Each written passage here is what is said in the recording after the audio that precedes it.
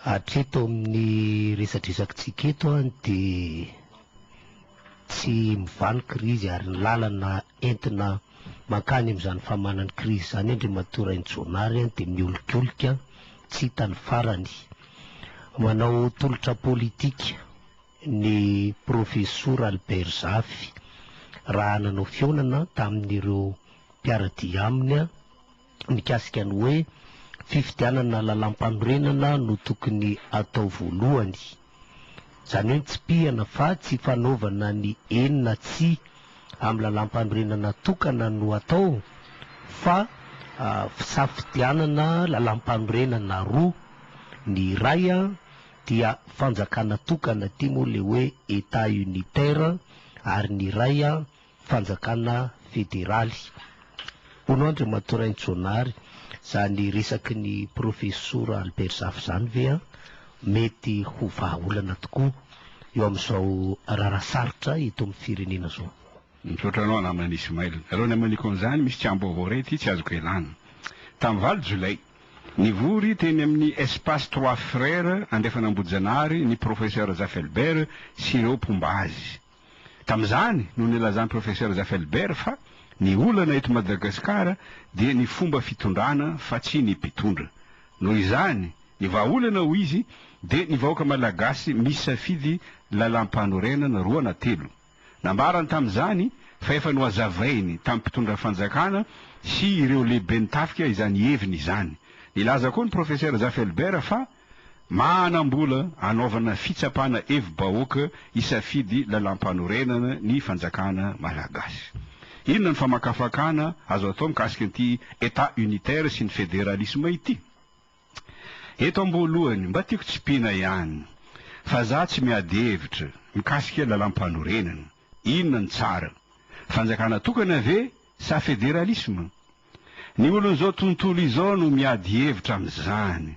Mitory ny filazantsara aho eto sy manazava ny saim-bahoaka manaraka ary manara-diny nataon'i Jesosy Kristy aho satria izao no nisehoan'i Jesosy Kristy teto an-tany. Andrava ny asany devoly.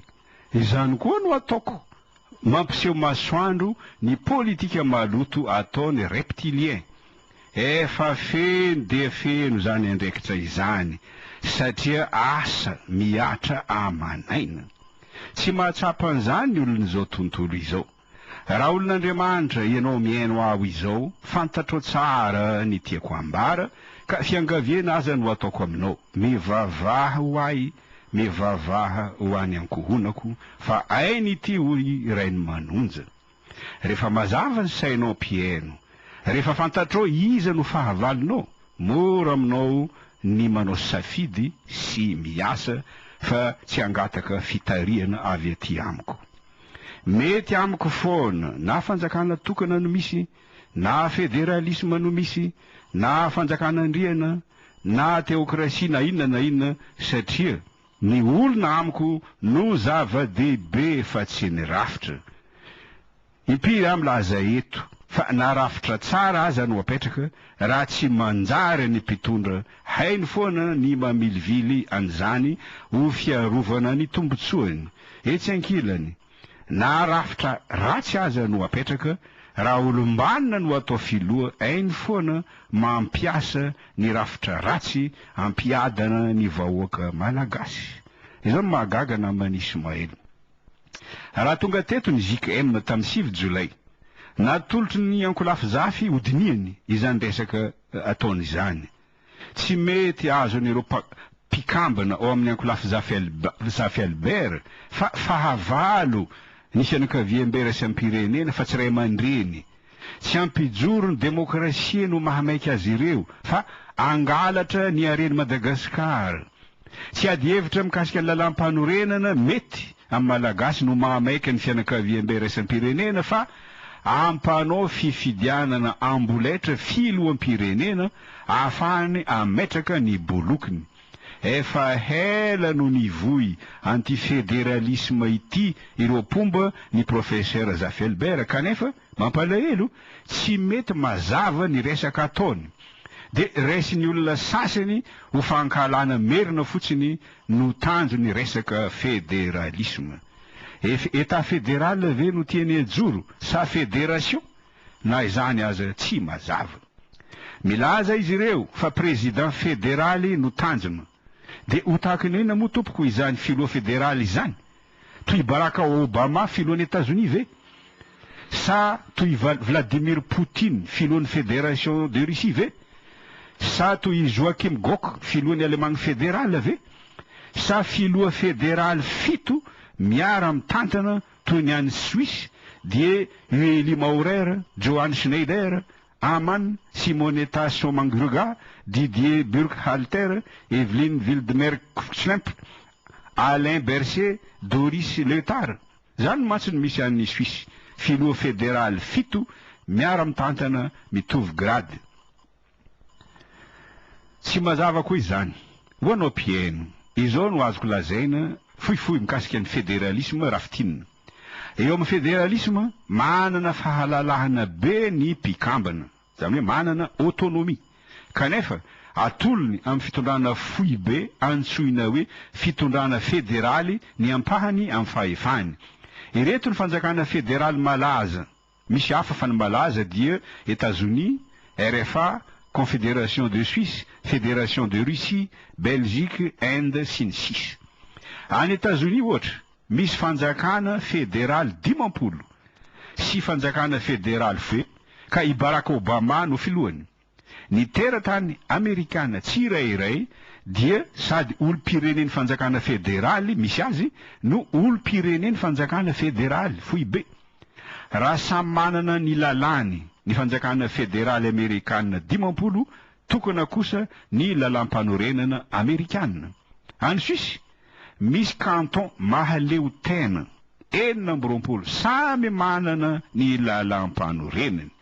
Tsy misy filoha fédéraly any Suisse araka ny voalaza teo satria filoha fito no miara mitantana, mitovy zo sy fahefana ary mandeha bus toy ny olon-drehetra ka azo ny vahoaka iresahana mivantana.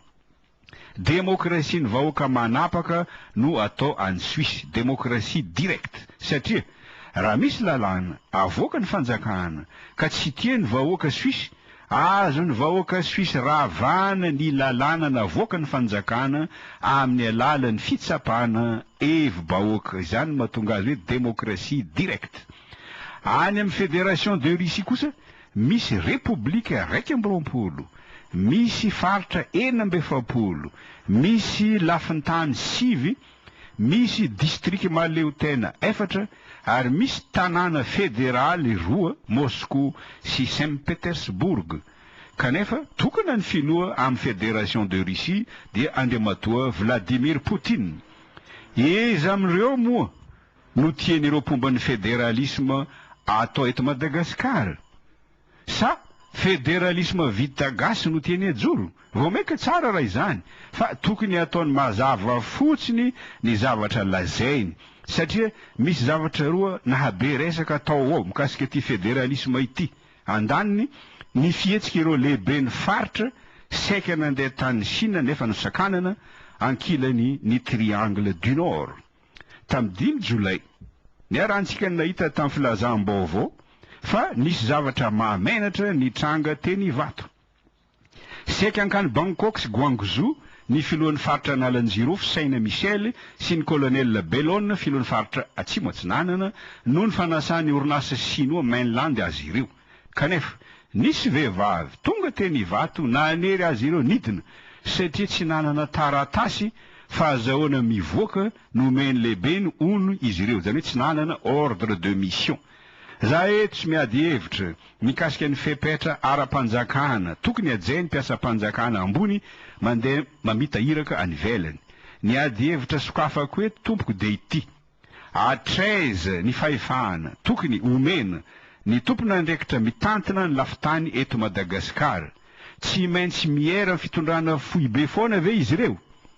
Araka ny fanazavana nomeny Andriamatoa Saina Michel mantsy manokana vola 7 tapitrisa euro isan-taona ny orinasa mainland ampandrosoana ny faritra 5 dia ireto avy: Nalanjirofo, Atsinanana, Vatovavy Fitovinany, Atsimo Atsinanana sy Anosy. Dia tsy maintsy makany Chine hoy izy ny komity natokana amin'izany ankato ny tetikasa toy ny fanamboarana trano fitobiana, laboratoire, lalana, fividianana jiro fambolena sy ny sisa. Tsy navelana andeha ireo lehibe ny faritra satria lazaina fa voavidin'ny sinoa ony.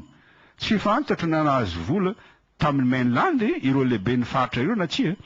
Tsy izany no zava-dehibe amin'ity resaka ataoko ity fa izao: nahoana no sakanana ny lehibe ny faritra kanefa avela malalaka manao banga mimoe alina ny mafia avy eto Antananarivo manondrana andramena sy volamena antsokosoko. Ny zavatra nahabe resaka koa faharoa dia ny triangle du nord natsanga ny premier ministre Beriziky tany Antsoy tamin'ny 5 sy 9 Jolay lasa teo, dia ny fanakambanana faritany 3: Majanga, Antsinanana sy Toamasina, Antsirana azafady sy Toamasina. Ireto no fanontaniana mipetraka mikasika izany. Fanjakana federaly toy ireo fanjakana 10 any Etazonia ve izany triangle du nord izany, sa faritra anana lalampanorenana manokana toy ireo canton 20 any Suisse, sa republika toy ireo republika 20 any Rosia, sa isintaka Madagasikara ny triangle du nord hiaraka amin'ny fianakaviam-be raisam-pirenena ahaforona ny Madagasikara avaratra, Tokorea avaratra sy Vietnam avaratra. Mikasika ty fisafidianana lalampanorenana ity, misy olona milaza fa anteny mieran'ny lalampanorenana no tokony ajoro, zany hoe assemblée constituante andrafitra lalampanorenana tokana, fa tsy mety hoy ireo olona ireo raha lalampanorenana maro no isafidianana, tahaka izany lazainy professeur Zafelbert sy ny pomba azy izany. Ny hevitra moa namany Ismail Terabary ka tsy mahagaga raha samy manana ny azy. Araka ny hevitra manokana, aleo ny vahoaka malagasy mivantana no isafidy lalampanorenana maromaro, satria zao: rehefa omena vola na omena fiara 4x4 na zavatra hafa ireo solon-tena ho tendrena amin'izany anteny mieran'ny lalampanorenana izany, lalampanorenana vita rafitra avy any ivelany ihany no avoakany ankatoavin'ny vahoaka malagasy, dia ny omaly tsy miova ihany. Ary araka ny hevitro, tsy roa fotsiny ny lalampanorenana tokony isafidianana fa 5 fara fahavitsiny: fanjakana tokana, fanjakana andriana, fédération toy ny Rosia, fanjakana fédéraly toy États-Unis, confédération toy Suisse. Ary raha isiany fanovana lalampanorenana eto Madagasikara namany Ismail, za tsy sasatra mamerina fa tokony tsy ampidirina intsony ny laïcité de l'État. Araka ny voalaza teo aloha, ny révolution frantsay tamin'ny 14 juillet 1789 no niteraka an'io zava-doza io. Izany révolution izany no nanafoana ny vahoaka frantsay ny fanjakana andriana, nanapahany ny lohan'ny mpanjakany Louis XVI sy namoronany ny politika mankahala fivavahana na anticléricalisme. Ny endriky isehoany zany anticléricalisme izany dia ny laïcité de l'État. Feny zany rehetra resahako zany, izao no mba tiako tsy pihana mikasika ny fédéralisme. Ny gouvernement mondialy ho avy tsy ho ela dia fitondrana fédéral tsy refesy mandidy ifehan'izao tontolo izao hiady amin'i Jesosy Kristy. Ny fihetsiky ny ziky eto Madagasikara izao no ahafahanao pieno mitaratra sahady tahaka ny ahoana no endriky ny fédéralisme gouvernement mondial.